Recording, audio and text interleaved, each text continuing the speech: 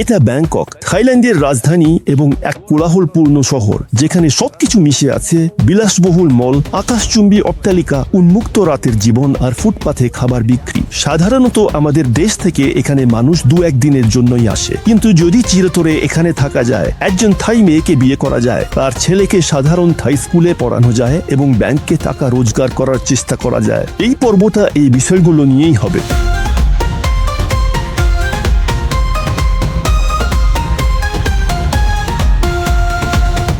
থাই মেয়েরা আমাদের গ্রহের গর্ব, আর সারা পৃথিবী থেকে পুরুষরা এখানে আসে তাদের ভালোবাসা খুঁজে পেতে। কেউ কেউ সারা জীবনের সঙ্গী খোঁজে, আবার কেউ কেউ শুধু এক রাতের জন্য। যাই হোক, ইউরোপীয়দের দিকে থাই মেয়েরা সবসময় কৌতূহল নিয়ে তাকায়। দেখো, মেয়েরা সবসময় হাসি খুশি, আর থাইদের কাছে ফর্সা ত্বক সমৃদ্ধির প্রতীক হিসেবে ধরা হয়। লম্বা ফর্সা চান্দা। থাই মেয়েদের কাছে এটা বলা যায় সৌন্দর্যের এক আদর্শের মতো। যখন কোনো থাই মেয়ে ফর্সা সুন্দর ছেলেকে বিয়ে করে, তখন তার সব বান্ধবী হিংসে করে। বিয়ের অনুষ্ঠানে প্রায় 400 অতিথি থাকে। নবদম্পতিকে খুব বেশি উপহার দেয়া হয় না। পরিবার $3। এটা ভাসিলি আর তার থাই স্ত্রীর সঙ্গে তাদের ছেলে মিখাইল এবং একটি যৌথ ব্যবসা আছে। মেয়েদের ব্যাপারটা পরে দেখব, তবে খেতেও তো হবে। আর থাইল্যান্ডের খাবার বেশ আলাদা, এমনকি কিছুটা চমকপ্রদ। ওর পেছনে এই কাঁটাগুলো কি? ওর ডানা আছে, কোনো এক ধরনের পঙ্গপাল। ওর কথা না ভাবা ভালো, একদম যেন বেশি ভাজা চিপসের মতো। এভাবে বললে হাসের গল্প। ওই মেয়েটা কি ট্রান্স? 50-50। সব সোশ্যাল মিডিয়ায় ধোভা কারমানভকে ফলো করো আর ডুবে যাও রসালো শক্তিশালী ব্যাংকে। চলো শুরু করি। 3 জন করে 3 জন। বাহ, এত চমকে যাওয়ার মতো।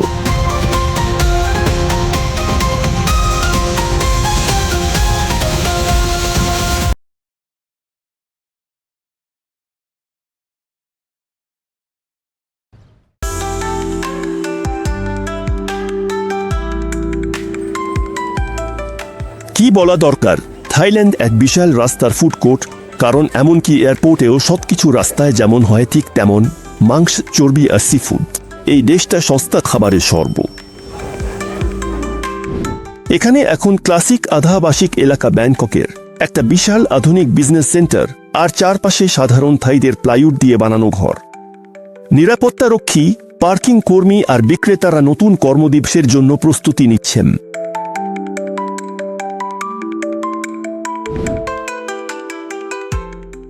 এখানেই তার পরিবার নিয়ে থাকেন ভাসিলি। তিনি বিছানা থেকে ছেলে মিশাকে তুলেছেন এবং তাকে স্কুলের জন্য প্রস্তুত করছেন।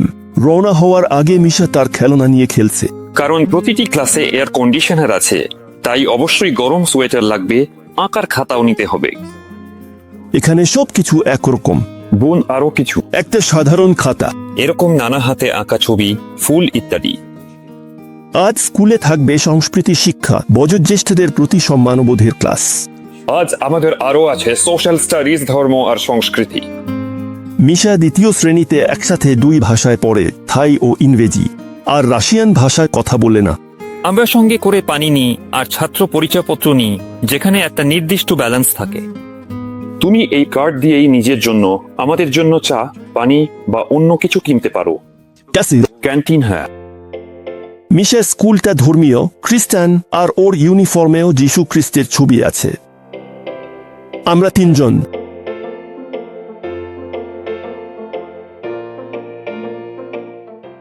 একটা মোপেডে চড়ে স্কুলে যাই।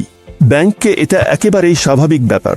পাশেই বাইকে চড়ে কাজে যাচ্ছেন ডাক্তার আর শিক্ষকরা। ইঞ্জিনিয়ার আর নির্মাণ কর্মীরা তো পুরো ট্রাকের কেবিনে চড়ে কলা খেতে খেতে যাচ্ছেন।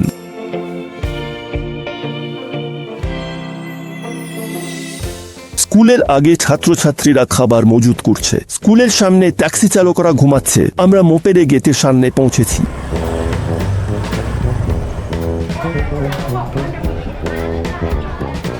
এখানে খ্রিস্টান পোস্টার টানানো, যাতে বলা হয়েছে কিভাবে আচরণ করতে। আর ডিরেক্টর ম্যাডামের অফিসে আছে ভার্জিন মেরির মূর্তি, যিনি সময় নষ্ট না করে মিখাইলকে দেখাচ্ছেন সঠিকভাবে ক্রুজ করতে। কয়েকটা মুহূর্ত ধ্যানের জন্য রাখা হয়, আর শিক্ষকের প্রতি সম্মান দেখিয়ে যেমন মাথা নত করার শিক্ষা দেওয়া হয়। ক্লাস শুরুর আগে সবাই লাইনে দাঁড়ায় গাওয়া হয় সঙ্গীত।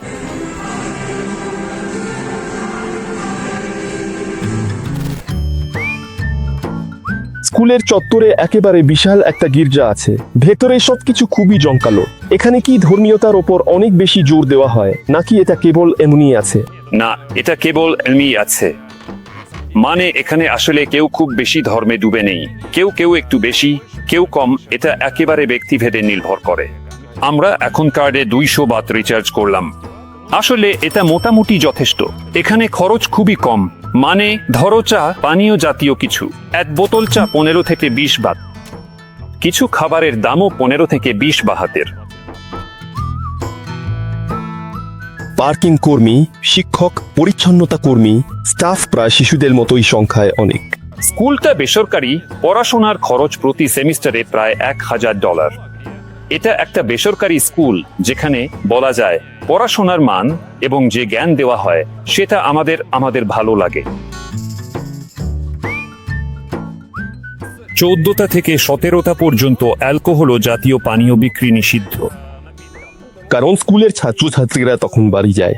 স্কুল শেষে বাড়ি ফেরে। বৃহৎ ব্যাংকের বেশিরভাগ বাসিন্দাই আসলে খুব একটা সচ্ছল নয়। উদাহরণস্বরূপ এমন বাড়িতে থাকে যেখানে উঠোনে আবর্জনার স্তূপ। ভাবা যায় এর চেয়ে খারাপ কি হতে পারে, কিন্তু আরো খারাপও আছে। আমরা বিশাল এক বস্তি এলাকা পার হচ্ছি। ভয়ানক ছোট ছোট বাড়িগুলোর ওপর দিয়ে চলে গেছে দুটি দ্রুতগতির হাইওয়ে, নিচে বাজে গন্ধওয়ালা নদী। তবুও এই মানুষগুলো ব্যাংককের সবচেয়ে গরিব নয়। তাদের মাথার ওপর ছাদ আছে, বাসনপত্র আর কাপড় আছে। এসি অবশ্যই এখানে খুবই বিরল। একেবারে পাশেই নতুন উঁচু দালানের এলাকা। আগে এখানেও বস্তি ছিল, যেগুলো ভেঙে ফেলা হয়েছে। এখানে মাঝে মাঝে সমাজের স্তরের মধ্যে পার্থক্যটা সত্যিই বিশাল। মানুষ চেষ্টা করে যা আছে তাই নিয়ে সন্তুষ্ট থাকতে। গরিবভাবে বাঁচো ধরে নাও, এটাই তোমার ভাগ্য, তোমার জন্য নির্ধারিত পরীক্ষা। ব্যাংকে সবাই রাস্তায় খায়, গরিবও ধনীও। ভাসিলির জানালার নিচেও ফাস্ট ফুডের বাজার বসে। অনেকেই যারা কাজে যাচ্ছেন এই ধরনের ছোট দোকান থেকে নিজেদের জন্য নাস্তার খাবার কিনে নেন। তারা পুরো ফার্গার সেনাবাহিনীকে খাওয়ায়। এখানে পার্সেলগুলো অপেক্ষা করছে মানুষের জন্য। ছেলেটা হয়তো নিজের কিছু নিতে এসেছে। দেখছো, এখানকার স্থানীয় থাইরা এখনো মাস্ক পরে। মনে হচ্ছে এই বয়সে এসেও থাইরা যে কোনোভাবে সংক্রমণ এড়াতে চেষ্টা করে। এটা বিদ্যুতের বিল পরিশোধ। কারো নামে 26 বাত জমেছে। মানে কেউ এখানে থাকছে না। এখানে একটু বেশি দেখো, 500 বাত আছে। 4 কিলোওয়াট। সব মিলিয়ে কোয়েচে 152। কারণ যতদূর জানি কিছু লোক যারা ফ্ল্যাট ভাড়া দেয় তারা সেখানে নিজেদের কিছু বাড়তি লাভ যোগ করে। কি করা যায়? হ্যাঁ, প্রতি কিলোওয়াটে 4 বাত নয়, 6 বাত পর্যন্ত দিতে হয় শুনেছি। মানে অতিরিক্ত দূরই বাত মালিকের। কারণ হয় মালিকের কাছে, নয়তো এই ম্যানেজমেন্ট অফিসের কাছে। এমনকি লিফটেও বিজ্ঞাপন আছে। লিফটের ভেতরেও বাইরেও। এখানে দেখো আরো একটা স্ক্রিন। ভাসিলির 3 কক্ষের ফ্ল্যাট আছে, কিন্তু মনে হচ্ছে বাকিদের জন্য এগুলো 1 কক্ষের ফ্ল্যাট।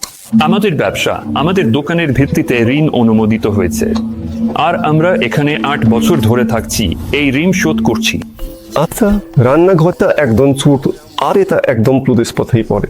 থাইরা নিজেদের বাড়িতে, বিশেষ করে ফ্ল্যাটে, একেবারেই রান্না করে না। তাই তাদের রান্নাঘরের কোনো দরকারই হয় না।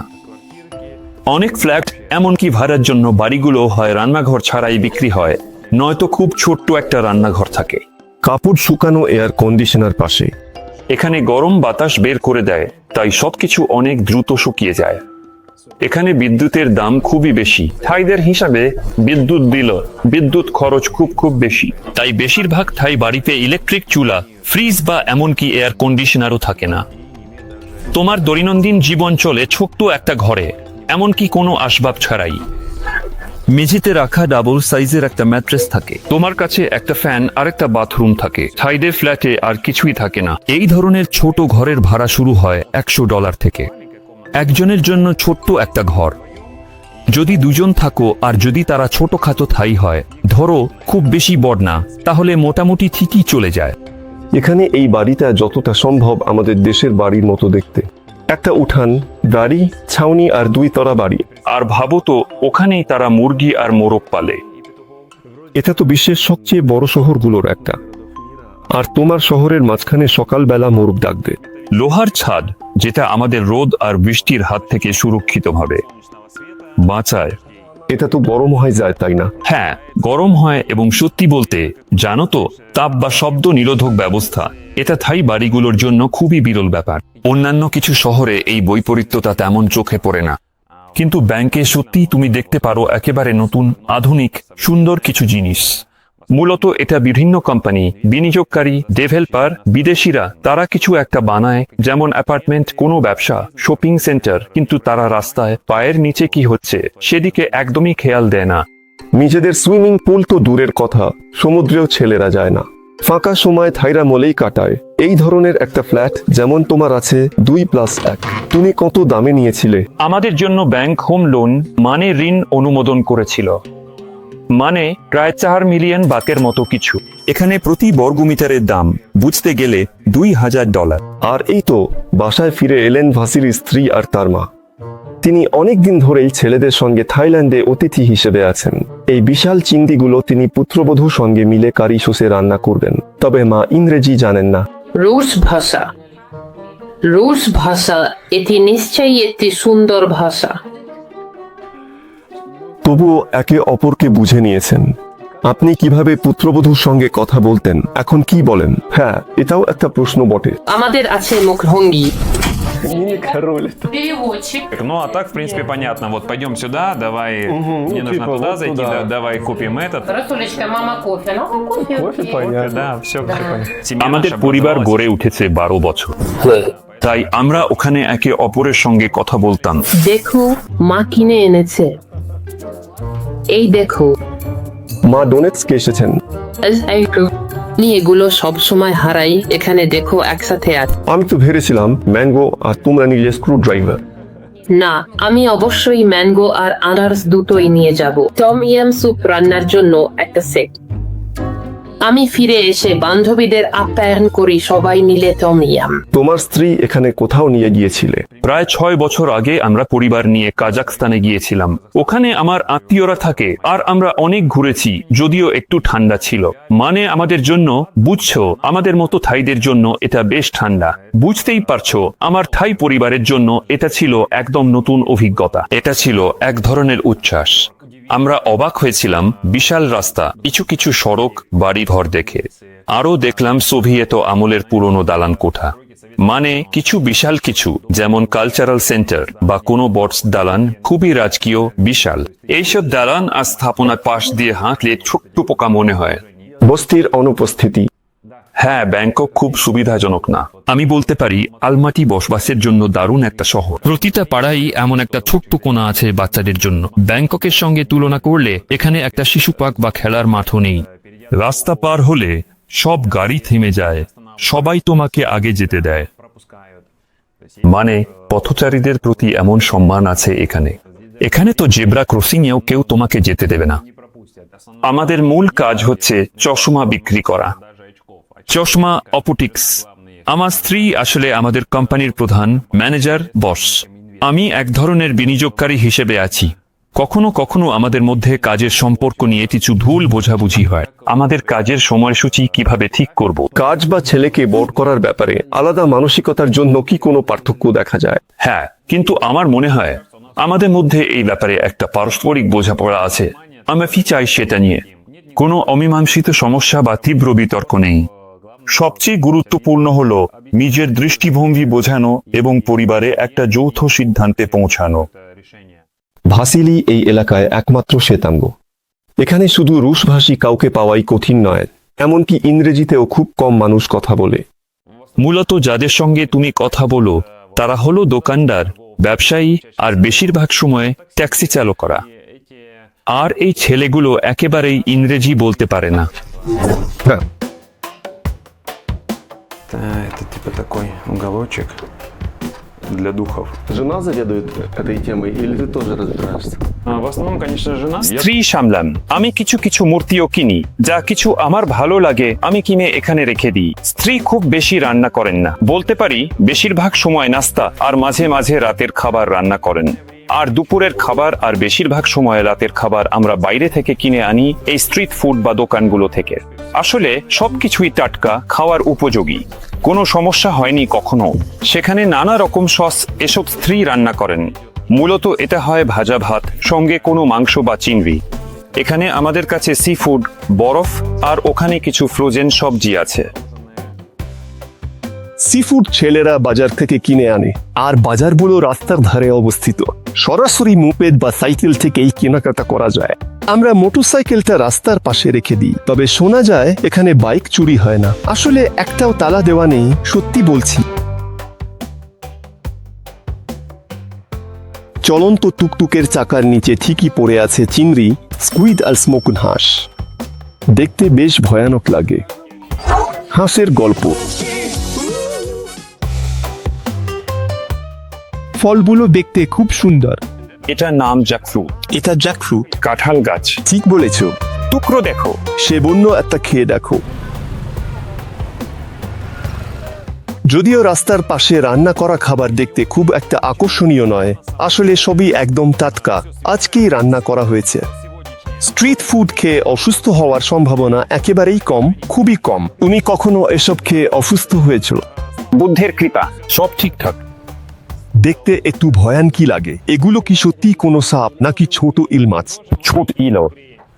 এখন তো পাশের প্রদেশগুলো থেকে তোমার কাছে মাছ নিয়ে আসে।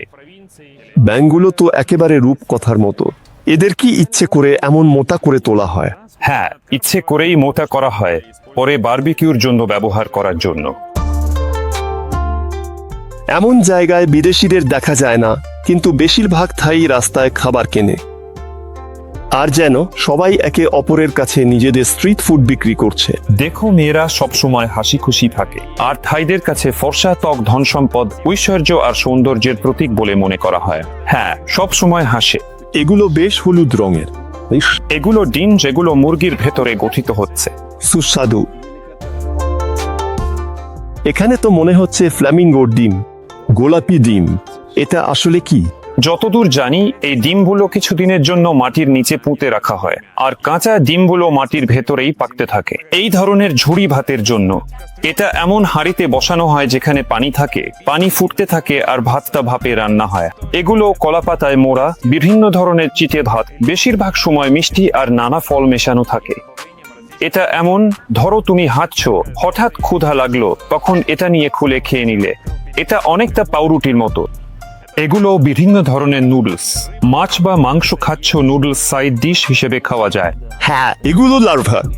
বাহ, মনে হচ্ছে মজাদার। এগুলোই তো রেশম পোকার লার্ভা। আর এগুলো হলো সেইগুলো যেগুলো ঝিঁঝি পোকার। ঝিঁঝি পোকা। চিঁচি পোকা। থাইরা সাধারণত তেলে ভাজা খাবার খাস্তা স্বাদের করে, মজাদার আর কুরকুরে। কলা গাছের ফুল। এটা থাইরা খেতে কুচি কুচি করে বিভিন্ন খাবারে যোগ করে, যেমন ভাজা ভাত রান্নার সময়। এটা বারগাম। বার্গানুট। কখনো ভাবিনি বারগামুট দেখতে প্রায় লেবুর মতো। মিষ্টি, হলুদ, রসালো আম। আর থাইরা ঠিক উল্টো, ওরা আম পারে যখন সেটা এখনো সবুজ কাঁচা থাকে। থাইদের নিজেদের স্বাদ আছে। কেউ কেউ এমন মাছও খায়, কিন্তু জানো, ওটা ভাজা হলে ভালো হতো। ছোট ছোট চিংড়ি বালতিতে বিক্রি হয়। И что, их берут домой жарить как-то сразу на сковородке? ওগুলো খাবারে যোগ করে। সম্ভব। বাহ, ওরা তো একদম চঞ্চল, দারুণ লাফিয়ে বেরিয়ে গেল। ঠিক। এইসব মাংস আর তেলাপোকার ভিড়ে লোটাস ফুলও বিক্রি হয়, বন্ধ অবস্থায়ও আবার খোলা অবস্থায়ও। জানা গেল বুদ্ধ আসলে লোটাস ফুলেই জন্মেছিলেন। এখানে কলা গাছ দিয়ে দেবতাদের জন্য বিশেষ ভাসমান উপহার বানানো হয়। ওরা এগুলো খায় না, সব নদীতে ভাসিয়ে দেয়। নদীতে ভাসিয়ে দেয়, আর মাছগুলো সব খেয়ে ফেলে। মানে এটা পরিবেশ বান্ধব। দেবতাদের মাঝে থাইল্যান্ডের নেতাদের ছবিও আছে। ওই দেখো, রাজা আর রানী, আগের রাজা রামা নবম আর থাইল্যান্ডের রানী রানীমা। আমার মনে হয় যদি দোকানের পাশে এমন বেদি না থাকে, প্রতিবেশীরা হাসবে। আসলে এটা একেবারে ব্যক্তিগত ব্যাপার, প্রত্যেকে নিজের জন্য চেষ্টা করে। এখানে কাউকে নিয়ে হাসাহাসি করা ঠিক নয়, কিন্তু থাইরা খুব ধার্মিক, আর প্রত্যেকেই নিজের মতো করে একটা ছোট ঘর বেদি বানাতে চায়। মানে তুমি জন্মালে তোমার বাবা মা, তোমার দাদু দিদারও এমন একটা বেদি আগে থেকেই আছে। এটা এমন এক ঐতিহ্য যা প্রজন্ম থেকে প্রজন্মে চলে আসছে। ভালো ভালো ভালো, ধন্যবাদ। লাইক দিন। হ্যাঁ, এটা লটারি বিক্রি করছে। এখানে কোনো ক্যাসিনো নেই ধরে নিলে সরকারি লটারি একমাত্র উপায় নিজের ভাগ্য পরীক্ষা করার। তুমি কতটা ভাগ্যবান আর আত্মারা তোমাকে কতটা সাহায্য করছে সেটা বোঝার। দেখো আমার কেমন ভাগ্য ভালো। আমি আজ আমার বেদি প্রস্তুত করিনি, আমার তো নিশ্চিতই ভাগ্য খারাপ হবে।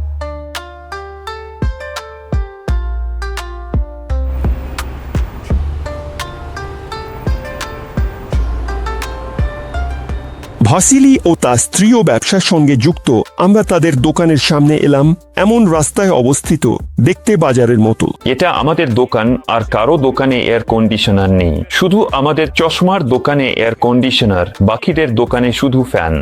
মাথার ওপর তারের জাল বিছানো, এত বেশি তার যে সেখানে কাঠবিড়ালি আর আরও নানা বনের প্রাণী বাস করে।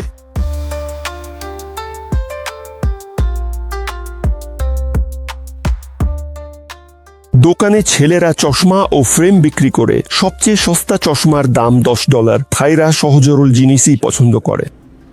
হ্যাঁ, মানে এটা এলাকার ওপর নির্ভর করে। দেখো, যদি এমন কোনো এলাকা হয় যেখানে একটু সাধারণ, যেমন তুমি নিজেই দেখেছো, বিভিন্ন বস্তি বাড়িগুলো একদম বিলাসবহুল নয়, তাহলে অবশ্যই সবাই সস্তা কিছু খুঁজে নেয়ার চেষ্টা করে। এই স্কেলটা যেমন আমাদের, ওদেরটা আলাদা সংখ্যায়। ওদের সংখ্যা আছে, এটা আমাদের মেয়ে স্টাফ। হ্যাঁ, হ্যালো, কাস্টমাররা কোথায়? আজকে নেই। পাশেই তো ফুল বিক্রি হচ্ছে, তাদের কি রং আছে? এটার দাম কত? সিরোই। 400 বাধ্যায় ছেলেরা মেয়েদের ফুল দেয়ার সংস্কৃতি নেই। তোমার স্ত্রীর সাথে কিভাবে পরিচয় হয়েছিল বলো? এটা একটু রূপকথার মতো গল্প। Спустя год, когда я жил здесь, в Бангкоке, зашел я как-то после работы в магазин проверить ОРАТы.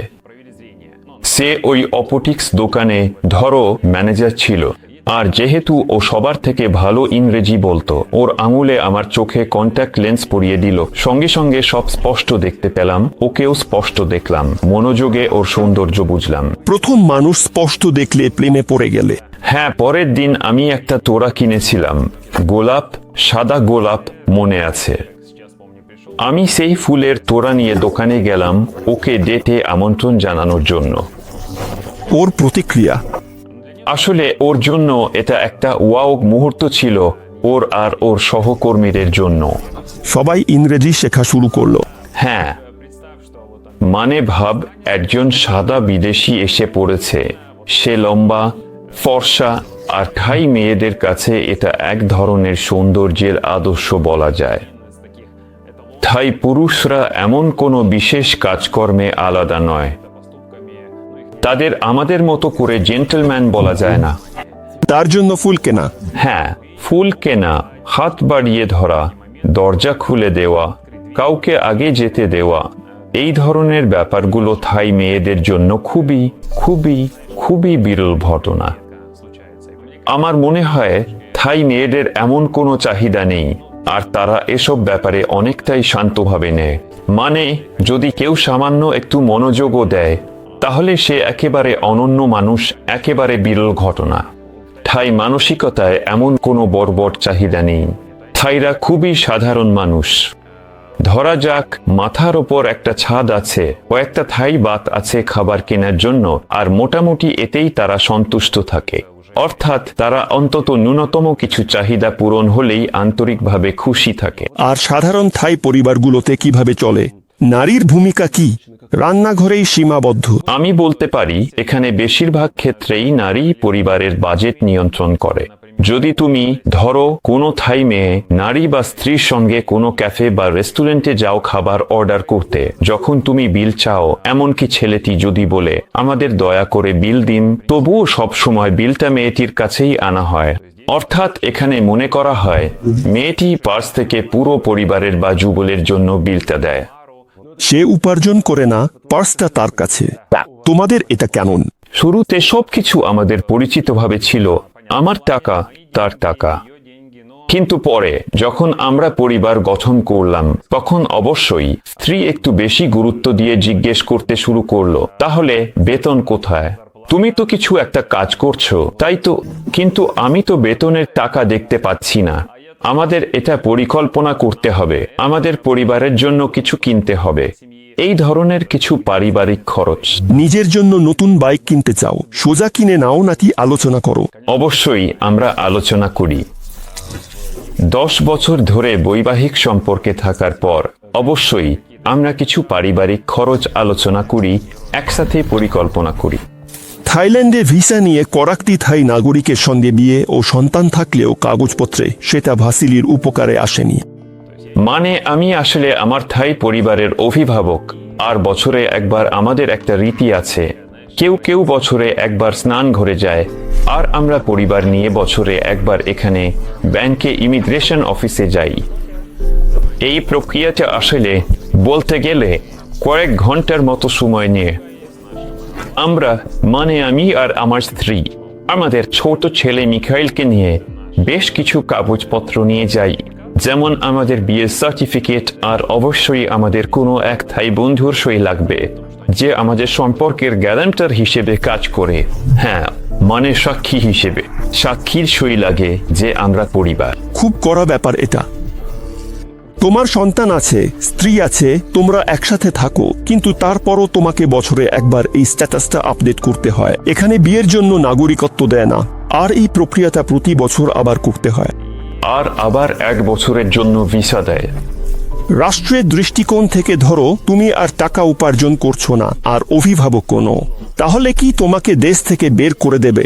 আমাকে বের করে দেবে যদি ভিসার মেয়াদ শেষ হয় এবং নবায়নের কাগজপত্র জমা না দিই। অ্যাকাউন্টে টাকা রাখো না। হ্যাঁ, সত্যিই নিজের থাই পরিবারের অভিভাবক হতে হলে তোমার অ্যাকাউন্টে নিয়মিত প্রায় $10,000 সমপরিমাণ টাকা থাকতে হবে। ঠিক আছে, ধরো তোমার কাছে এই টাকা নেই, সব টাকা তুমি আবার পরিবারের জন্য খরচ করেছ, তাহলে এখন কি হবে?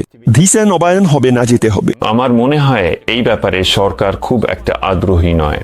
তুমি যদি বিদেশি হও, অভিভাবক হও, সেই মানুষ হও যাকে হওয়া উচিত। টাকা দাও, দেখাও যে তোমার কাছে সত্যিই টাকা আছে। শুধুমাত্র থাইদেরই এখানে গরিব ও বেকার থাকার অধিকার আছে। থাইল্যান্ড থাইদের দেশ, কিন্তু তুমি এখানে দীর্ঘদিন থাকতে চাইলে অনেক শর্ত মানতে হবে। তোমাকে কোথাও কোথাও কাজ করতে হবে, নিয়মিত তোমার আয় দেখাতে হবে। আমরা ছেলেটার কথা ভুলেই যাচ্ছিলাম। পড়াশোনা শেষ করেছে, ভাসিলি প্রতিদিন ওকে স্কুল থেকে নিয়ে আসে।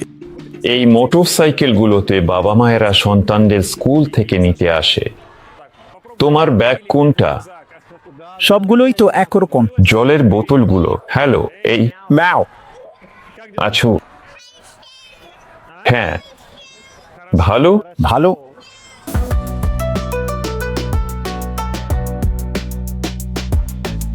স্কুল থেকে ফেরার পথে আর্কিটেকচার কয়েকবার বদলে যায়। এখানে বিভিন্ন আকারের স্কাইস্ক্র্যাপার আর রাজার ছবি আছে। এখানে বিল্ডিংগুলো সাধারণ। এই বাড়িতেই বাসিলি ও তার স্ত্রী প্রথম দোকান খুলেছিলেন। এখন এখানে ম্যাসাজ স্যালন। এখানে নিচতলায় দোকান ছিল। এই পুরো জায়গাটা ছিল আমাদের, আর আমরা থাকতাম 3য় তলায়, মানে নিজেদের দোকানেই থাকতাম। এসি ছিল শুধু নিচতলায়, আর আমরা 1 বছরেরও বেশি সময় ধরে এসি ছাড়াই এইরকম অবস্থায় থেকেছি। ব্যবসার দিক থেকে হ্যাঁ, প্রথম 6 মাস ছিল অবিশ্বাস্য রকম কঠিন। রাস্তায় মোপেড থেকে না নেমেই কিছু খাওয়া যায়। সন্ধ্যায় ওদের দ্বিতীয় রাউন্ড শুরু হয়। এটা দেখো, এখানে তুমি নিজের মতো করে অমলেট বেছে নিতে পারো, যে কোনো কিছু মিশিয়ে নিতে পারো। মানে তুমি চাইলে যে কোনো সবজি যোগ করতে পারো, বাদামি স্টিকি রাইসও নিতে পারো। আর এই সাদা চালটা যেন রুটির মতো, পাউরুটির মতো খাওয়া যায়। আর এখানে আছে স্যুপ, নুডলসের স্যুপ। পুরো ভাসিলি এলাকা যেন এক বিশাল রাস্তা, খাবারের ক্যান্টিন, পাশের বিশাল বিজনেস সেন্টারের কর্মীদের জন্য। ওরা সবাই ব্যাচ পরে এখন দুপুরের খাবারের জন্য বেরিয়ে এসেছে। খুঁজছেন না? Hi, hello. এটা ভাসিলির পাশের বাড়ি। এখানে পুরো পরিবার মিলে খাবার রান্না করে বিক্রি করে। প্রতি পদে দাম প্রায় $1 থেকে $2 মধ্যে। ফ্রিজের বদলে দেখো, খাইরা এই ধরনের বাক্স ব্যবহার করে। ওরা বরফ ঢেলে রাখে। কি বলছে? ও বলছে একটু প্রচার চালাও, যাতে আমার কাছে কাস্টমার আসে আর জিনিসপত্র কেনে। সবকিছুর দাম কত? 10 বাত, মাছ 40। এটা 50, এটা কয়লা। আপনি কি এগুলো বাড়িতে রান্না করেন? হ্যাঁ অবশ্যই। এখানে আপনি কত উপার্জন করেন একদিনে? চেতেন তাই না? হ্যাঁ, উনি বলছেন দিনে প্রায় 7,000 বাত বিক্রি করেন, কিন্তু এর একটা অংশ চলে যায় বিভিন্ন খরচে। নতুন জিনিসপত্র কিনতে হয়। তবে 7,000 বাত মানে দিনে প্রায় $200 মতো টার্নওভার। তারা হবে আসলে পরিবারে 6 জন একসাথে থাকেন আর সবাই মিলে সাহায্য করার চেষ্টা করেন, আর খাবার প্রস্তুত যেমন রান্না করা হয়। তিনি চিন্তা করছেন কারণ তিনি লজ্জা পাচ্ছেন না যে আমরা এখানে ভিডিও করছি, কিন্তু তিনি লজ্জা পাচ্ছেন কারণ তিনি মনে করেন তিনি সুন্দর নন এবং মেকআপ ছাড়া আছেন। এটাই থাই মেয়েদের এবং অন্যদের একটা সমস্যা। কেমন আছো? আর তাদের ব্যবসা, তাদের পরিবার একেবারেই কোনো কর দেয় না। ট্যাক্সের ব্যাপারে দেখো, এটা তাদের বাড়ি, তারা নিজেদের বাড়িতে থাকেন ও এখানেই বিক্রি করেন। যদি তুমি নিজের বাড়িতে বিক্রি করো তাহলে কোনো ট্যাক্স দিতে হয় না। পুরো পরিবার মিলে চেষ্টা করে কাস্টমার ধরে রাখতে এবং ভালোভাবে রান্না করতে, কিন্তু আমার মনে হচ্ছে মাছি নিয়ে কেউই কোনো চিন্তা করে না। দেখো, আসলে খুব বেশি মাছিও নেই, তবে মাঝে মাঝে হয়।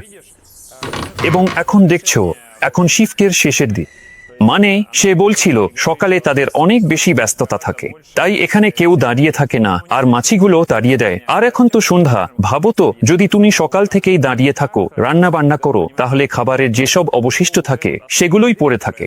আর তখন তো বিশ্রাম নিতে ইচ্ছা করে। যারা রান্না করে তাদের সবার গ্যাস সংযোগ থাকেই। থাইদের বাড়িতে বাসন রাখার আলাদা কোনো তাক বা আসবাবপত্র বিশেষ থাকে না। মানে একেবারে ন্যূনতম জিনিসপত্রই থাকে, কিন্তু ক্যামেরা আছে, দেখো। এটা শান্তি ও নজরদারির জন্য, মানে একটা প্রতিকৃতি দেখো, রাজার ছবি, আদবিজদাতের ছবি। এটা রাজা রাম নবমের ছবি। ভাবো তো, প্রায় সব থাই মানুষই রাজা রাম নবমের শাসনামলে জন্মেছে। তিনি 1946 সাল থেকে 2016 সাল পর্যন্ত সিংহাসনে ছিলেন। প্রায় 70 বছর ধরে ভাবো তো একই মানুষ সিংহাসনে ছিলেন। ব্যাংককের বয়স 240 বছর, আর আগে এখানে রাস্তার বদলে খাল ছিল, ঠিক ভেনিসের মতো। শুনতে রোমান্টিক লাগলেও এখন আর খালগুলো ব্যবহার হয় না, শুধু বাজে গন্ধ ছড়ায়। মানে জায়গা খুবই কম, সীমিত।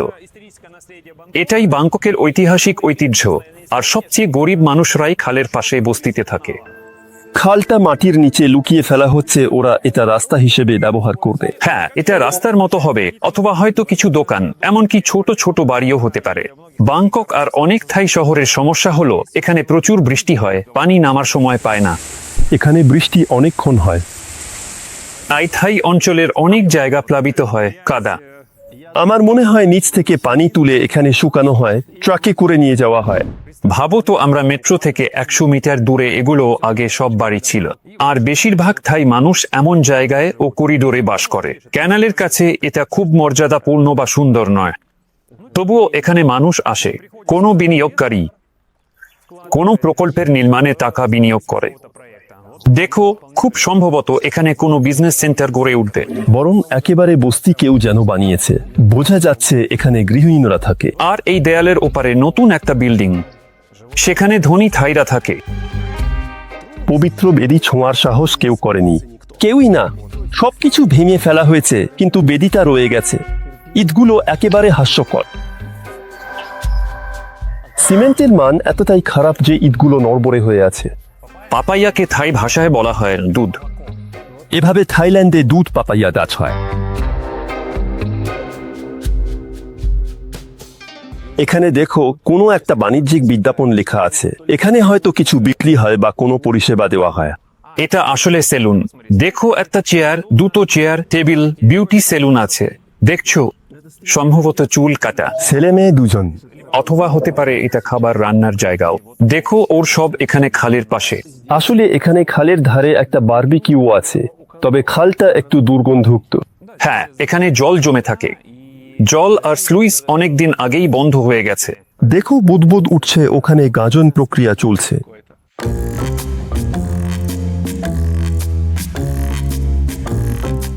এই পুরো রান্নাঘরটা এমনি এমনি নয়। এই একই জায়গা কয়েক ঘন্টা পর। দিনে মনে হয়েছিল এখানে কেউ থাকে না, আর সন্ধ্যায় দেখো কি হচ্ছে এখানে। একটা রেস্টুরেন্ট। দিনে খুব গরম থাকে আর এই সব রাস্তার ধারে কেউ থাকতো না। আসলে রাতের ব্যাংকক দিনের থেকে অনেক আলাদা। রাস্তায় অনেক ভিড় আর আলো থাকে। মাল্টি লেভেল ফ্লাইওভারের ওপর দিয়ে মোপেডের স্রোত বয়ে যায় আর তরুণ তরুণীরা তাদের সেরা স্যান্ডেল পরে মল আর নাইট ক্লাবে যাচ্ছে।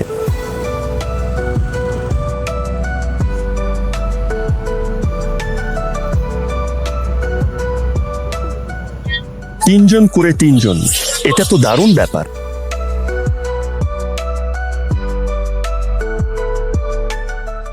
ব্যাংকের রাস্তায় অনেক কিছু দেখা যায়, কিন্তু ট্রাকে ঝুলন্ত হামক প্রথম দেখলাম। বামে 24 ঘন্টা খোলা মন্দির ঝলমল করছে, ডানে ঝকঝকে দালান বাড়ি। নদীর তীরেও একই চিত্র, কোথাও বিলাসবহুল আকাশচুম্বী অট্টালিকা, কোথাও আধুনিকতার ছোঁয়া বলতে মাথার ওপর বিশাল বিলবোর্ড ছাড়া কিছুই নেই এমন জরাজীর্ণ বস্তি।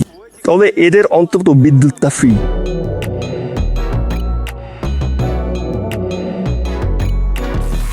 নদীর ধারে দাঁড়িয়ে আছে এশিয়ার অন্যতম সেরা শপিং মল আইকন সিয়াম।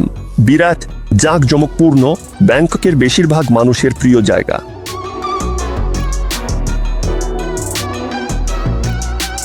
চারপাশে ফোয়ারা, সোনা আর বিলাসবহুল বুটিক। নদীতে চলে ক্রুজ নৌকা আর ছাদে উঠে ছবি তুলতে হয় থাইল্যান্ডের প্রতিটি বাসিন্দারই। এমনিতেই তো বিপরীতে বিশাল রাজার প্রতিকৃতি টানানো হয়েছে। আমরাও বাসিলির সঙ্গে ছবি তুললাম। তুমি ভাবো, আধ ঘন্টা আগেই তো আমরা বাজারে তেলাপোকা দেখেছি, আর এখন জানি না এর সঙ্গে কি তুলনা করা যায়। এটাকে দুবাই বলতে ইচ্ছে করছে না, এই জায়গাটাকে দুবাই বলে অপমান করতে চাই না। মানে কিছুটা ওইরকমই। ওই যে থাইরা যারা ময়লা পা নিয়ে বাজারে দাঁড়িয়ে থাকে, তারা সন্ধ্যাবেলায় এখানেও আসে, নাকি এখানে আর ওখানে আলাদা থাইরা? থাইরা জানো তো সোশ্যাল মিডিয়াতে খুবই পছন্দ করে, মানে কোথাও চেক ইন করতেই হবে। আমি এখানে ছিলাম, এই সুন্দর দৃশ্যগুলো দেখেছি, এই জায়গায় খেয়েছি, কোনো চা বা কফি খেয়েছি, আর সে সন্ধ্যায় আসে এখানে একটা সেলফি তোলে ওই দৃশ্যের দিকে, আর তখনই তার অ্যাকাউন্টটা বেশ স্মার্ট দেখায়।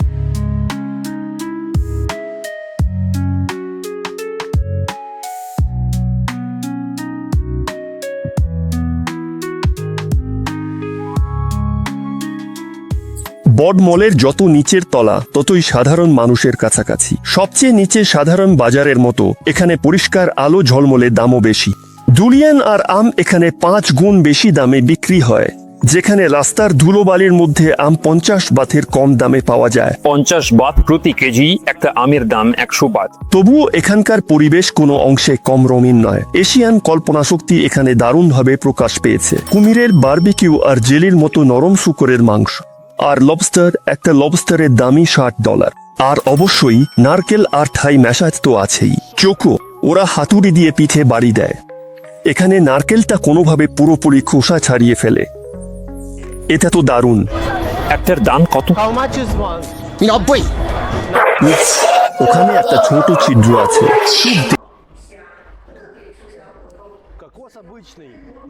নারকেলটা সাধারণই, কিন্তু আসল ব্যাপার হলো ওই লোকটা যেভাবে ধৈর্য ধরে নারকেলের খোসা ছাড়াচ্ছিল। আমি জানি না সে কতক্ষণ ধরে এটা করছিল, কিন্তু আমি হলে পুরো দিনই লাগিয়ে দিতাম। এই যে সে এত কষ্ট করে এটা করেছে, সেটাই এই জিনিসটাকে একটু আলাদা আর আকর্ষণীয় করে তোলে।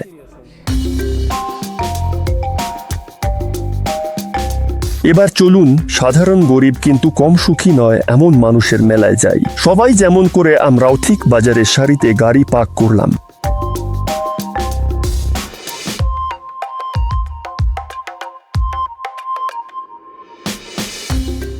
অল্পের জন্য একটা বিড়ালের ওপর পা পড়ে যাচ্ছিল। বেকি, তুই ঠিক আছিস তো? ম্যাও জীবিত। চারপাশে সবাই মাটিতে বসে খাচ্ছে। আচ্ছা, ওরা একেবারে মাটিতে না, ওরা চটের ওপর বসে আছে। এটা তো সবকিছুই বদলে দেয়। দেখো এই যে সরু পথটা, রান্নাঘরটাও ফুটপাথে জায়গা করে নিয়েছে। আর প্রতিদিন সন্ধ্যায় রান্নাঘরটা হাজির হয়। দুপুরবেলা এই রান্নাঘরটা থাকে না। এখানে খেলাধুলার মাঠের ওপরেই সবাই খাচ্ছে। এত সস্তা খাবার, তখন না খেয়ে উপায় কি? এই মেয়েটা নিজের জন্য পিস প্রতি 5 বাত দামে সুশি নিচ্ছে। যে চপস্টিকগুলো মলে 60 বাতে ছিল, এখানে মাত্র 10 বাতে পাওয়া যাচ্ছে।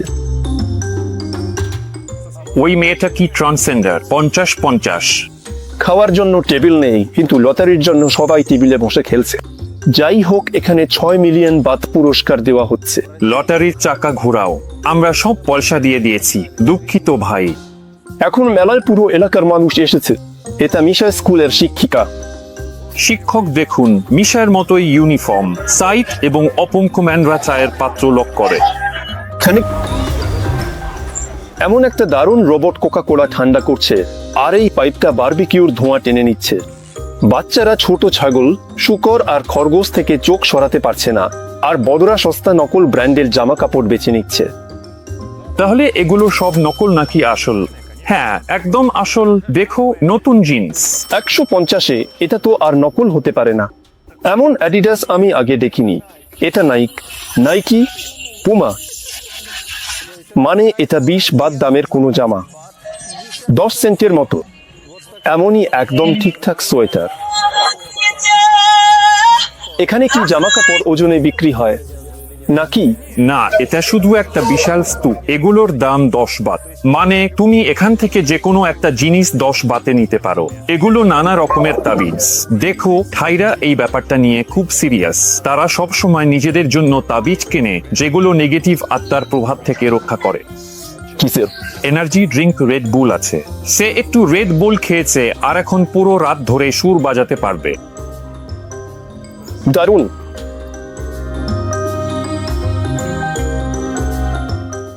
আরো বিনোদনের মধ্যে আছে মাছ ধরা আর ভেষজ ইনহেলারের চিকিৎসা।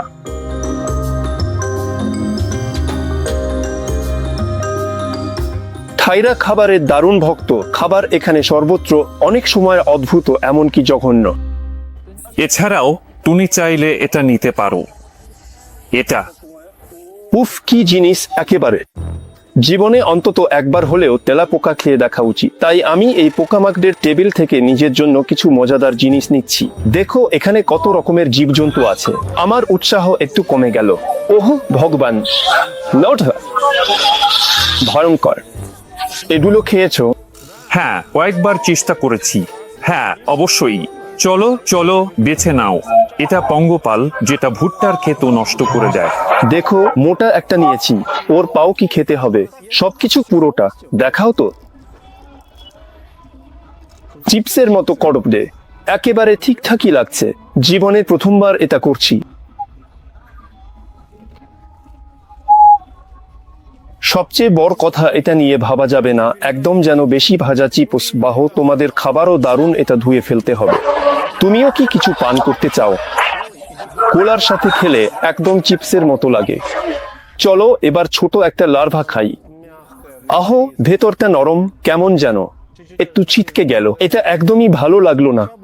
ওই পঙ্গপালটা ছিল একদম শুকনো আর কড়কড়ে, আর এটা আবার নরম ধরনের কিছু। আর স্বাদেও এর একটা স্বাদ আছে।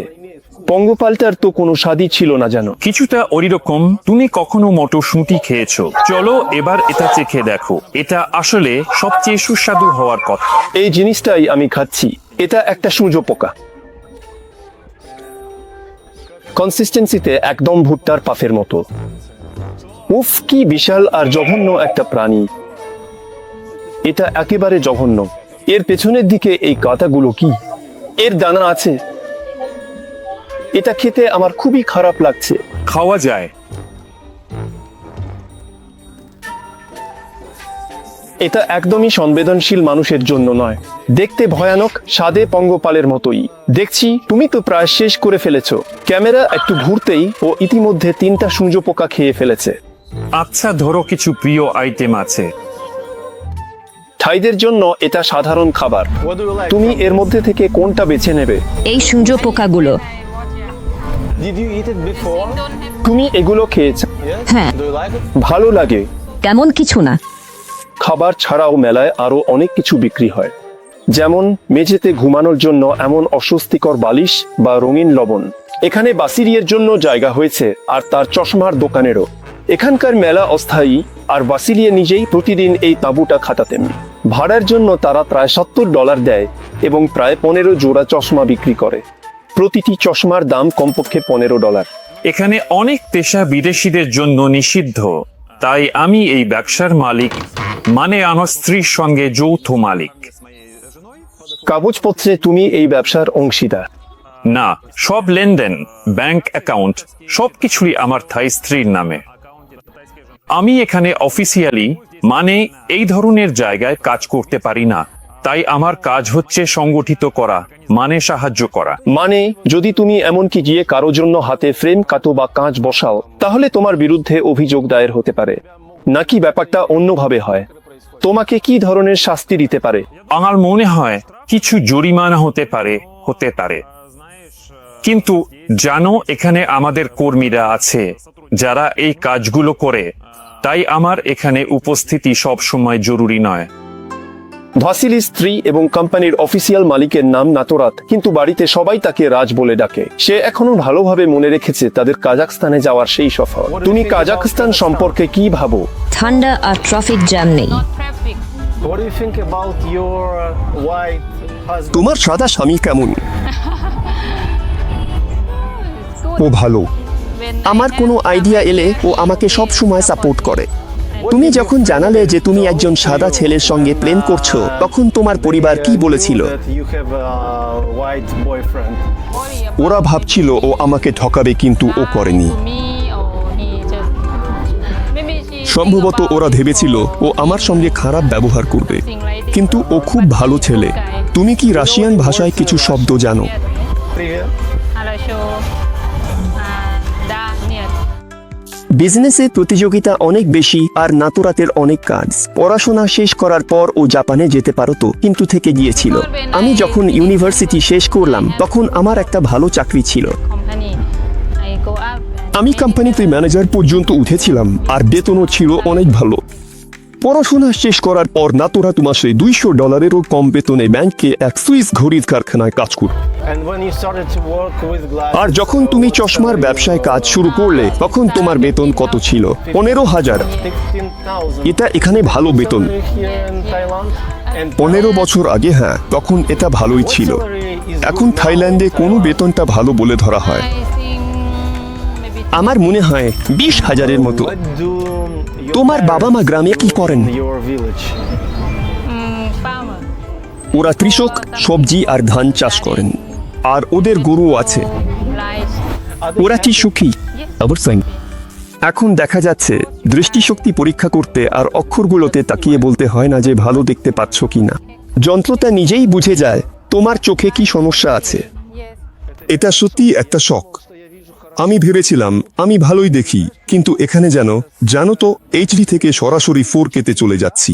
দেখো, আমি পড়লাম, সবকিছু অনেক বেশি স্পষ্ট লাগলো। এভাবেই চলাফেরা করতে চাই, এতে কি দৃষ্টিশক্তি আরো খারাপ হবে না? যদি তুমি চশমা না পরো, যা ধরো তোমার চোখকে আরাম দেয় এবং দৃশ্যকে আরো স্পষ্ট করে তোলে, তাহলে তোমার চোখ আরো বেশি চাপ অনুভব করে এবং চোখ, বলা যায়, আরো বেশি ক্লান্ত হয়ে পড়ে।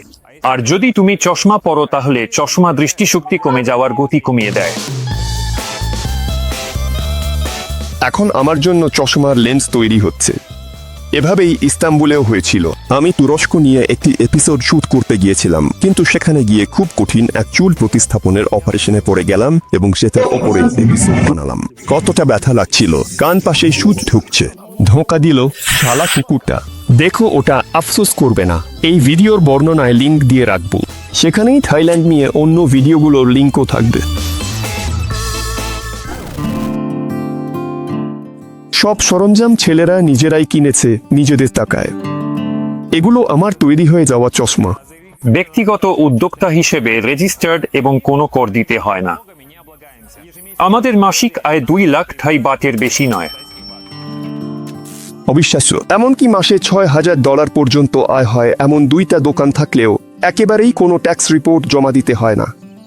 এখন আমি বুঝতে পারছি কেন থাইল্যান্ড একটা বিশাল বাজারের মতো, কারণ এখানে সবকিছুই ট্যাক্স ছাড়া চলে। তুমি যে কোনো জায়গা ভাড়া নিতে পারো আর যে কোনো কিছু বিক্রি করতে পারো, যা ভালোবাসো, যা করতে পছন্দ করো, তৈরি করতে পারো। কেউ জামা কাপড় বিক্রি করে, কেউ ব্যাগ, কেউ খাবার বিক্রি করে। আমরা চশমা বিক্রি করতে পছন্দ করি। মানে ট্যাক্স অফিস কি আপনাদের কোনো হিসাবই রাখে না? আমার মনে হয় প্রতিটি ব্যক্তিগত ব্যবসায়ীর জন্য ওরা নিজেদের হিসাব রাখে এবং ব্যাংকিং লেনদেন, হ্যাঁ, ব্যাংক অ্যাকাউন্টের ওপর নজর রাখে। কিন্তু আপনি তো সেখানে যান না। না, একদমই না। সব বছর ধরে যেদিন থেকে আমরা দোকান খুলেছি আমরা নিজের জন্যই কাজ করি, কিন্তু আমাদের আয়ের অনুমোদিত সীমা ছাড়ায় না। আর যদি আপনি 2 লাখ বাটের বেশি আয় করেন তাহলে কি হবে? কি ধরনের ট্যাক্স?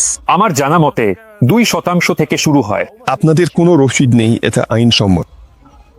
যদি কেউ চায় আমরা রসিদ দিই। মানে ধরো তুমি যদি ব্যাংক থেকে ঋণ নিতে যাও নতুন দোকান বা নতুন শাখা খোলার জন্য, তখন ব্যাংকগুলো এই হিসাবু নিকাশ চায়, হাতে লেখা নোটবুকে প্রতিদিনের বিক্রির হিসাব আর ব্যাংক অ্যাকাউন্টের স্টেটমেন্ট দেখাতে বলে, যাতে বোঝা যায় এই টাকা তোমার অ্যাকাউন্টে ঢুকছে আর তুমি ঋণ শোধ করতে পারবে। মানে নগদ টাকা নিলে রসিদ না দিলে কোনো সমস্যা হবে না? সমস্যা? এমনকি এই ক্যাফেটাও রসিদ দেয় না, যতটা বিক্রি হয় ততটাই বিক্রি হয়। অনুষ্ঠানটা দারুণ। আমি খেতাম, যদি না পেট ভরে তেলাপোকা খেয়ে ফেলতাম। আসলে তুমি নিজেই বেছে নিতে পারো, আমুল দিয়ে দেখিয়ে দিতে পারো কাকে রান্না করতে হবে, আর ওরা সেটা রান্না করে তোমার সামনে পরিবেশন করবে। সবচেয়ে দামি হচ্ছে লবস্টার। ফিরে এসে দেখি আমরা যেখানে মোপেড রেখেছিলাম সেখানে নেই। কেউ সরিয়ে দিয়েছে, কিন্তু কিছু চুরি যায়নি। এটাই অনেক বড় কথা।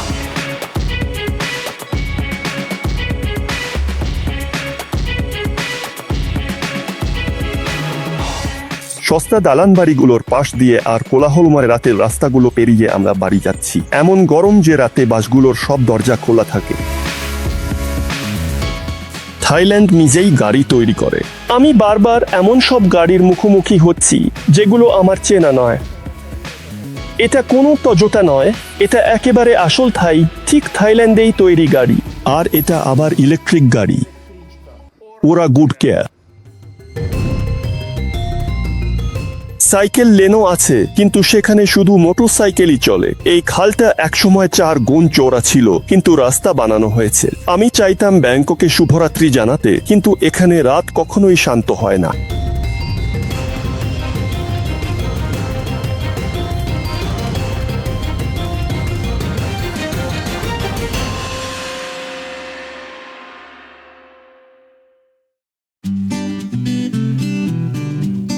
এটা ভাসিলির পিকআপ, শুধুমাত্র মাল পরিবহনের জন্যই ব্যবহার হয়। Вот наша рабочая лошадка. দ্রুত চলাফেরা শুধু বাইকটি সম্ভব। সবাই ঠিকঠাক বসে গেল, কাউকে লাগেনি, সব ঠিক আছে।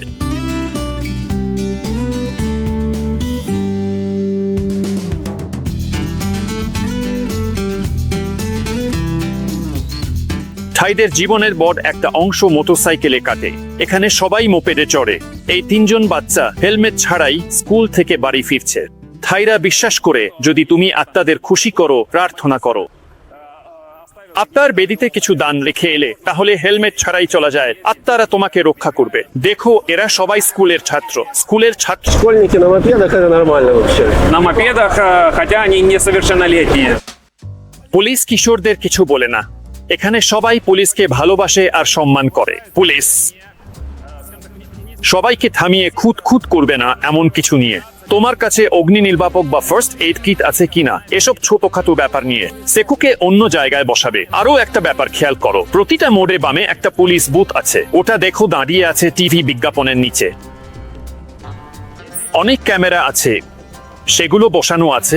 আর যদি কোনো অপরাধ ঘটে, তাহলে পুলিশ খুব দ্রুত সময়ের মধ্যে ব্যবস্থা নেয়। মানে বুঝলে, খুব দ্রুত রিয়্যাক্ট করে। আর খেয়াল করো কত ক্যামেরা আছে। এই দেখো, ওদিকে, এইদিকে, ওপাশেও আছে। তাই তুমি একটু সরে গেলে এখন। না, আমি সরেছি যদি হঠাৎ কেউ রাস্তা পার হতে চায়। থাইরা দাড়ি চালায় একটু আগ্রাসী ভাবে, কিন্তু এত বছর ধরে ভাসিলি একটাও মারামারি দেখেনি। সম্প্রতি এই বছর প্রথমবার পুলিশ ওকে থামিয়েছিল। দেখো, ওরা বেশ পজিটিভ মুডে ছিল। কেন থামিয়েছিল? এখানে পুলিশ মাঝে মাঝে এরকম করে। এইরকম বুঝলে এক প্রকার অভিযান বলা যায়, যখন সবাইকে একসাথে থামায়, যাকে তাকে রাস্তার ওপর সবাইকে থামায়, আর সেখানে গিয়ে ড্রাইভিং লাইসেন্স চায়। কি পার হয়ে যাব? অভিজ্ঞতা দেখো কতটা লাভজনক। রাস্তাটা 4 লেনের জন্য বানানো হয়েছিল, কিন্তু গাড়িগুলোর মাঝে 3 সারি মোটরসাইকেলও চলে। ফলে 4 লেনের দামে 7 লেনের রাস্তা হয়ে গেছে। আসলে সকাল 8টার জন্য খুব একটা বড় জ্যাম না, বাইকগুলোই বাঁচায়। পুলিশ এখানে দেখছো তো একেবারেই নেই, কাউকেই থামাচ্ছে না। একটা ছেলে উল্টো আসছে। উল্টো পথে নেই কিছু না, মানে সে হাত দেখিয়ে বোঝালো, একটি চিহ্ন যার অর্থ আমাকে যেতে দেওয়ার জন্য ধন্যবাদ। আপনাকে ধন্যবাদ। এটা যুক্তি হিসেবেও ধরা হয়। আমিও মাথা নাড়িয়েছি। আর সবাই যেন হাসি মুখে এটা মেনে নেয়। কিন্তু এটা কোনো সমস্যা না। মানে পরের বার তোমারও ঠিক এমনই রুটে যেতে হবে, কোথাও শর্টকাট নিতে হবে, কোথাও রাস্তা কেটে যেতে হবে, যাতে সময় মতো পৌঁছানো যায়। নিয়মিত দেখো, সবাই নিয়ম ভাঙছে, কেউ কেউ তো লাল বাতিতেও চলে যাচ্ছে। পুলিশ থামাচ্ছে না, যাতে পুরো ট্রাফিক চলতে থাকে। মানে যদি রাস্তায় কোথাও একটু থামা বা বিলম্ব হয়, তাহলে অনেক জ্যাম আর যানজট তৈরি হয়। ড্রাইভাররাই নিজেরা বুঝে নেয় সবকিছু নিজে নিয়ন্ত্রণ হয়। কার কাকে আগে যেতে হবে নিজেরাই জানে।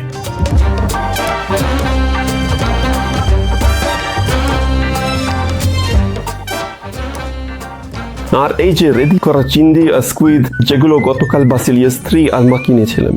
আর আছে এখানকার স্থানীয় মিষ্টান্ন। আসলে থাইল্যান্ডে দুধ আর বেকারির জিনিস খুব কমই পাওয়া যায়। ওদের এখানে চারণভূমি নেই, মাঠও নেই। হ্যাঁ, আমাদের ধারণায় যেরকম চারণভূমি, ওদের এখানে সেরকম কিছু নেই। আর দুধের জন্য গরুও মূলত নেই বললেই চলে। যেসব গরু পালা হয়, যেমন আমার শ্বশুর শাশুড়ি গ্রামে প্রদেশে থাকেন, তারা গরু পালন করেন, কিন্তু সেটা মাংসের জন্য। মানে বলা যায় এটা এক ধরনের জীবন্ত বিনিয়োগ। এই যে গরু পালন করার ব্যাপারটা, মানে আমার শাশুড়ি বলেন, যদিও তিনি এখন বয়স্ক আর আগের মতো শক্তি উৎসাহ নেই, তবুও এই খামারের দেখাশোনা করেন, কারণ এটা এক ধরনের জীবন্ত বিনিয়োগ। যদি হঠাৎ করে টাকার দরকার হয়, আমি গরুগুলোর মধ্যে একটা বিক্রি করতে পারবো, যাতে আমাদেরও একসময় গ্রামে এমন ছিল, এই গরুটা বিক্রি করব, তারপর একটা মোটর সাইকেল কিনবো। এটা খুব ঝালো, আই ভাত দিয়ে খাও। জানো, সামুদ্রিক খাবার স্বাদহীন, বিশেষ স্বাদ নেই, একদম ফিকে। আর এই যে মাকাস, এটা একটি রসুন দিয়ে বানানো ঝালো সস, স্বাদে দারুণ। স্বাদ করে খাও। মাছ, চিংড়ি ও স্কুইড। স্কুইড, মাকে বলছি। বলে খুব স্পাইসি নাকি? উফ উফ, সত্যি খুব জোরালো। আমি তো একেবারে চমকে গেলাম। বুঝছো, আঙ্গুরের মতো, যেমন আঙ্গুর গাছে ধরে। এইটা থাই জিনিস। এই দেখো, এই ধারে এইরকম এমন একটা শ্বাস আর একটা বিচি থাকে। এটা বলা যায় অনেকটাই লিচুর মতো দেখতে এবং স্বাদেও। এই বাড়িতে ইউরোপিয়ান রান্নাও এসেছে। আপনাদের কি এই স্যুপ পছন্দ? নিজে রান্না করেন? হ্যাঁ, হ্যাঁ, মানে আমি শেখাইনি, আমার স্ত্রী নিজেই শিখেছে। আমি তো রান্নার ব্যাপারে প্রায় কিছুই করি না, কিন্তু স্ত্রী রেসিপি জানে। বহুবার আমার মায়ের কাছে জিজ্ঞেস করেছে, মানে কিভাবে বানাতে হয়। কিছু গোপন টিপসও জেনেছে। আমার শ্বশুর এনেছে, মানে আমাদের মিখাইল, যাতে তার নাতি খেতে পারে। ভাসিলি থাইল্যান্ডে এসেছিলেন, তখন ভাবেননি এখানে স্থায়ীভাবে থাকেন। এই গল্পটা শুরু হয়েছিল আজ থেকে ঠিক 13 বছর আগে। আমার জন্মস্থান ডনবাস। আমি খারকিভে বিশ্ববিদ্যালয়ে ভর্তি হয়েছিলাম, পড়াশোনা করেছি, শেষ করেছি। ইঞ্জিনিয়ার হিসেবে ডিগ্রি পাওয়ার পরও ভাসিলি তাড়াহুড়ো করে নিজের পেশায় কাজ শুরু করেননি, বরং থাই ট্যুরিস্ট কোম্পানিতে রিজিউমে পাঠিয়েছিলেন, যাতে গাইড হিসেবে মাত্র 1 জন কাজ করতে পারেন। তুমি তো ইঞ্জিনিয়ারিং পড়েছ, কিন্তু তবুও গাইড হিসেবে রিজিউমে পাঠিয়েছিলে, নাকি অন্য কোনো পদের জন্য? হ্যাঁ, আসলে ট্যুর কোম্পানিগুলোর চাহিদা খুব বেশি ছিল না। মানে এই দিক থেকে ট্যুরিজমে সরাসরি কাজের অভিজ্ঞতা না থাকলেও চলত, কিন্তু আসল ব্যাপারটা ছিল যেন সময়নিষ্ঠ হও, দায়িত্বশীল হও, এগুলোই বেশি গুরুত্বপূর্ণ ছিল। মানে এই রকম ইংরেজি ভাষা, মূলত এই ধরনের কিছু মানদণ্ড ছিল। হ্যাঁ, ইংরেজি ভাষার জ্ঞান থাকা দরকার ছিল, যাতে এখানে কোম্পানির কর্মীদের সঙ্গে সহজে যোগাযোগ করা যায়। ট্রেনিং মানে আসলে কয়েকটা মাত্র 2 মাসের মতোই ছিল পুরো প্রশিক্ষণ। কিছু কিছু জায়গায় গিয়ে কিছু দেখলাম, ঘুরে ঘুরে জানলাম। আমাদের এখানে আসলে আমাদের নিজেদের থাই গাইড আছে, থাই ট্যুর লিডাররা আছে, আর তুমি হচ্ছ সেই সংযোগকারী সেতু। তোমার প্রথম বিদেশ সফর ছিল এটা? এটা ছিল আমার প্রথম বিদেশ সফর। সোজা থাইল্যান্ডে কি অভিজ্ঞতা হয়েছিল? বড় শহর থেকে এখানে ব্যাংকে এসে আমি শহরের বিশালতা দেখে অবাক হয়ে গিয়েছিলাম। পরিবহন, রাস্তা, এই যে এক্সপ্রেসওয়ে, মানে এটা 3 তলা ফ্লাইওভার, মানে এগুলো আমি আগে কখনো দেখিনি, কখনো পাইনি। আরও আছে ওখানে ওভারগ্রাউন্ড মেট্রো, স্কাই ট্রেন। এটাও খুব অদ্ভুত, ভাষায় প্রকাশ করা যায় না এমন অনুভূতি। উঁচু আকাশচুম্বী ভবন। তুমি যদি কোনো স্কাইস্ক্র্যাপারে বা ভিউইং প্ল্যাটফর্মে যাও, শহরের অবিশ্বাস্য দৃশ্য দেখা যায়, বড় বিশাল পরিসরের। দিয়ে থাই ঐতিহ্য অনুযায়ী হয়েছে। বিয়ের ঐতিহ্য হলো যেমন বরকে অবশ্যই কনে পক্ষকে কাবিন দিতে হয়, কনের বাবা মা সেই কাবিন গ্রহণ করেন এবং বিয়েতে আমন্ত্রণ জানান। ভাবো তো, শাশুড়ি বিয়ের আমন্ত্রণ পত্র 150টি পরিবারে পাঠান। ভাবো তো 150টি পরিবার আমন্ত্রণ পেলে, ধরো প্রতিটি পরিবারে 7 জন সদস্য, কোনো পরিবার বিয়ের আমন্ত্রণ ফিরিয়ে দিতে পারে না। এমনকি তুমি অসুস্থ হলেও তোমার আত্মীয় স্বজন, তোমার পরিবার তোমাকে ছাড়া বিয়েতে উপস্থিত হতেই হবে। পরিবার মানে যখন বিয়েতে আসে তখন তারা সেই আমন্ত্রণ পত্র বের করে আর তার ভেতরে টাকা রাখে। সবচেয়ে বেশি দেখা যায় বিয়েতে আমাদের অল্প পরিচিত, যেমন বন্ধু, আত্মীয়, প্রতিবেশীরা সাধারণত 100 বাত নোট রাখত। পুরো পরিবার, ধরো 9 জন মানুষ এলো, তবুও 100 বাতের নোটই দেয়। একেবারেই কম, প্রতিজনে $1 মতো। খুবই কম। আর পরের বার যখন তোমাকে আমন্ত্রণ জানাবে, মানে সেই পরিবার যাদের তুমি ডেকেছিলে, তখনও তুমি না করতে পারো না। তুমি হ্যাঁ, তখনও আবার সেই 100 বাতেই তাদের দাও, মানে আবার ফিরিয়ে দাও। কনের জন্য দাম দিতে হয়, ভাসিলি দিয়েছিল। আমি আমার পরিবার, বন্ধু বান্ধব ও আত্মীয় স্বজন নিয়ে কনের বাড়িতে বিয়ের প্রস্তাব দিতে যাই এবং 2 লক্ষ বাত থেকে কনের দাম নিয়ে যাই। এটা যেন লজ্জার কিছু না হয়, সেই জন্য। মানে এটা বড় অঙ্কের টাকা। অনেক টাকা, বিশেষ করে যদি নতুন দম্পতির কথা ভাবো। এবং এটা সহজ নয়। মানে এই পরিমাণ টাকা জোগাড় করা এবং পুরোটা কনের বাবা মাকে উপহার দেওয়া সত্যিই কঠিন। এটা অবশ্যই দেখানোর মতো করে করতে হয়, যাতে সব আত্মীয়, প্রতিবেশী আর বন্ধুদের সামনে এইভাবে সাজিয়ে রাখা হয়, দেখানোর জন্য যাতে প্রত্যেক অতিথি দেখতে পায়, আচ্ছা ধনী বর এসেছে, তাই আমরা আনন্দের সাথে আমাদের মেয়েকে বিয়ে দিচ্ছি। জোগাড় করে। হ্যাঁ, আমি আর আমার স্ত্রী মিলে জোগাড় করেছিলাম, যাতে ওকে ওর বাবা মার কাছ থেকে আবার কিনে নিতে পারি। নবদম্পতির জন্য বিশেষ রীতিও করা হতো। আমরা বসে থাকতাম হাত জোট করে, আমাদের মাথার ওপর দিয়ে এক ধরনের দড়ি দিয়ে আমাদের একসাথে বাঁধা হতো, জানো তো এমন হবে। আমরা একসাথে বসে থাকতাম, সব অতিথিরা এসে আমাদের কিছু ফুল দিত আর আমাদের কবজিতে রঙিন ফিতা বেঁধে দিত, জানো তো এখানে। প্রথম 3 বছর আমরা একসাথে ছিলাম, টাকা জমাতাম যাতে একটা জমকালো বিয়ে করতে পারি। ওই গ্রামে যখন সবাই তোমাকে দেখলো তখন কেমন অবাক হয়েছিল? হ্যাঁ, বলতে পারি সবাই অবাক হয়েছিল, কারণ ওদের কাছে সাদা মানুষ বিরল। এখানে সাদা মানুষকে ফারান বলে, আমরা থাইদের কাছে ফারান। ওদের কাছে সাদা মানুষ, সাদা চামড়া, এটা অবিশ্বাস্য, অদ্ভুত কিছু। এখানে মিশর স্কুলের প্রতিযোগিতার মেডেলগুলো আছে। ক্লাস শেষে ও খেলনার ট্যাঙ্কগুলো ধুয়ে নিজের ঘরে চলে যায়। স্কুলে বাড়ির কাজ প্রায় দিতেই না, কখনো কখনো এই ধরনের বোতল দিয়ে কিছু বানাতে বলে। তাহলে তোমাদের মধ্যে তোমার মাতৃভাষা রুশ, ওর থাই, আর মিশকার ইংরেজি। যখন আমরা প্রথম পরিচিত হলাম, দেখা হলো, তখন ওর ইংরেজি ভাষার বেসিক জ্ঞান আর আমার বেসিক ইংরেজি জ্ঞান আমাদের যোগাযোগ করতে সাহায্য করেছিল।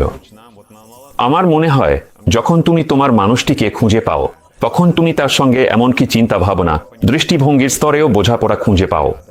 তাহলে তোমরা বাচ্চার সঙ্গে ইংরেজিতেই কথা বলো, এই কারণেই কি তোমাদের ইংরেজি স্তর বাড়ছে? হ্যাঁ, অবশ্যই। ও বেশিরভাগ সময় মায়ের সঙ্গেই বড় হয়েছে, যখন বাবা কাজে থাকে। ও বেশি, মানে বলা যায় ওর থাই ভাষার জ্ঞানটাই বেশি হয়েছে। মানে ইংরেজি হচ্ছে বেসিক স্ট্যান্ডার্ড এবং তার চেয়ে একটু বেশি থাই ভাষা। আমার অনুপস্থিতি, হয়তো সময় বা মনোযোগের অভাবের কারণে, আমি খুব খুশি যে ও ইংরেজি ভাষায় কথা বলে, তার সঙ্গে থাই ভাষাতেও। রাশিয়ান ভাষায় কিছু শব্দ, বাক্য ও জানে, কিন্তু মোটের ওপর বলা যায় ওর জ্ঞান খুব বেশি নয়। রাশিয়ান কোর্সে ছেলে দেওয়ার পরিকল্পনা নেই। আমি মনে করি এটা জরুরি নয়। ওর কোনো প্র্যাকটিস হবে না। হ্যাঁ, সত্যি, যদি তুমি কিছু প্র্যাকটিস করো, কথা বলো, তাহলে আসলে তুমি আরো বেশি জানো, বোঝো, মনে রাখো আর আলাদাভাবে শিখো। দিদিমার খারাপ লাগে না উনি এসেছেন, নাতির সঙ্গে কথা বলতে পারছেন না? হ্যাঁ, সত্যি, দিদিমার একটু কষ্ট হয় যদি কিছু না বোঝে, তখন কোনো অনুবাদক লাগে, জানো তো এখন এসব খুবই সুবিধাজনক। তুমি ফোনে সরাসরি কোনো এতে রাশিয়ান ভাষায় বললে, ওটা অনুবাদ করে দেয়, আর তারপর তুমি ভয়েস মেসেজ চালিয়ে দাও। দিদিমা ট্যাক্সির কথা। হ্যাঁ, নিয়মিতই কথা বলতেন। আমাদের অনুপস্থিতিতেও ওরা নিজেদের মধ্যে বোঝাপড়া করে নিতেন, এই নিয়ে কোনো সমস্যা হয় না। তাড়াতাড়ি টেবিলে এসো, না হলে পাছায় মার দেব। Сложно представить драку здесь. Вообще агрессия какая-то моментально проходит. Ты подхватываешь от них вот этот позитивчик и тоже начинаешь улыбаться. Даже когда тебе как бы что-то не нравится. আমি তো শুনে শুনে বুঝতে পারি ওদের ভাষাটাও খুব মজার, কারণ সব শব্দই এক বা দুইটা, খুব কমই তিনটা সিলেবলে গঠিত। মানে হাহুহা এটাই তিনটা শব্দ, আমাদের কেবল একটাই থাকতো, আর ওরা খুব দ্রুত তথ্য পৌঁছে দিতে পারে। আর প্রথমেই আমাকে মুগ্ধ করেছে থাইদের সংস্কৃতি। মানে ওরা সবসময় খুব শান্ত, ধীরস্থির আর সবসময় হাসি খুশি। এই সমাজে ঢুকে পড়লে নিজের অজান্তেই হাসতে ইচ্ছা করে, কোনো দ্বন্দ্ব জোর করে মেটাতে মন চায় না। এমনকি কেউ যদি তোমাকে মারেও তখনও ভাববে, ধুর আমি পাল্টা মারব না। হ্যাঁ, মানে এই শান্ত স্বভাব, এই সাম্য শান্তির মূল কারণ হলো বৌদ্ধ ধর্ম। পরিসংখ্যান অনুযায়ী থাইল্যান্ডের 95% মানুষ বৌদ্ধ। তবে থাইরাও যদি কিছু পছন্দ না হয় সেটা মেনে নেয় না। মানে ওরা তখন নিজেদের অসন্তোষ প্রকাশ করবে। তাদের কোনো কাজ পছন্দ না হলে, বা ধরো তুমি যদি কোনোভাবে তাদের ব্যক্তিগত পরিসরে হস্তক্ষেপ করো, তাদের বিরক্ত করো, তাহলে তারা সেটা তোমাকে অবশ্যই জানাবে। একই বৌদ্ধ কারণে এখানে অপরাধও খুব কম। মানে থাইরা আন্তরিকভাবে বিশ্বাস করে আমাদের সব খারাপ কাজের জন্য আত্মা নরকে গিয়ে অবশ্যই শাস্তি পাবে। আর দ্বিতীয় গুরুত্বপূর্ণ কারণ হলো ক্যামেরা। থাইদের জন্য রাজা আত্মীয়দের থেকেও গুরুত্বপূর্ণ। অনেক থাই জানেই না কখন তোমার আত্মীয়ের জন্মদিন, আর এটা এখানে স্বাভাবিক বলে ধরা হয়। মানে থাইরা সাধারণত জন্মদিন পালন করে না, এটা কোনো ব্যাপার না, এটা কোনো গুরুত্বই পায় না। কি গুরুত্বপূর্ণ কোন উৎসব? আধ্যাত্মিক বা কোনো বৌদ্ধ উৎসব। সবাই জানে কখন বর্তমান রাজার জন্মদিন, আগের রাজার কোন দিনে জন্ম হয়েছিল সেটাও জানে। রানীমা মানে এই ধরনের উৎসব, রাষ্ট্রের প্রধানদের জন্মদিন, সম্মানজনক দিন আর বিভিন্ন বৌদ্ধ উৎসবই এখানে বড় ব্যাপার। আসলে থাইরা খুবই পরিষ্কার পরিচ্ছন্ন, খুবই। মানে দিনে একাধিকবার গোসল করতেও ওরা প্রস্তুত। আমার তো এখন এসব মাছি, অস্বাস্থ্যকর পরিবেশ আর নোংরা নিয়ে কোনো মাথা ব্যথাই নেই। আমি কুকুরের পরে পুকুরের জলও খেতে পারি, তবুও আমার কিছুই হবে না। আর সবই হয়েছে কাকতালীয়ভাবে। এখন আমি অ্যান্টিবায়োটিকের কোর্স নিচ্ছি, কোনো জীবাণু আমার শরীরে টিকতে পারবে না। এইরকম একটা প্যাকেট সব সময় সঙ্গে রাখি। এভাবেই দুঃসাহসিক হয় অন্য প্রান্তে চলে যাওয়ার গল্পগুলো। আমি আপনাদেরকে কোথাও যেতে জোর করছি না, তবে ভ্রমণটা এমনভাবে করা যাতে কোনো রোগবালাই নিয়ে ফেরার ভয় না থাকে, আমার মতে এটা দারুণ ব্যাপার। আরও 1 সপ্তাহ পর চেষ্টা করব অন্য দেশ থেকে কিছু নিয়ে আসার। আপাতত বিদায়।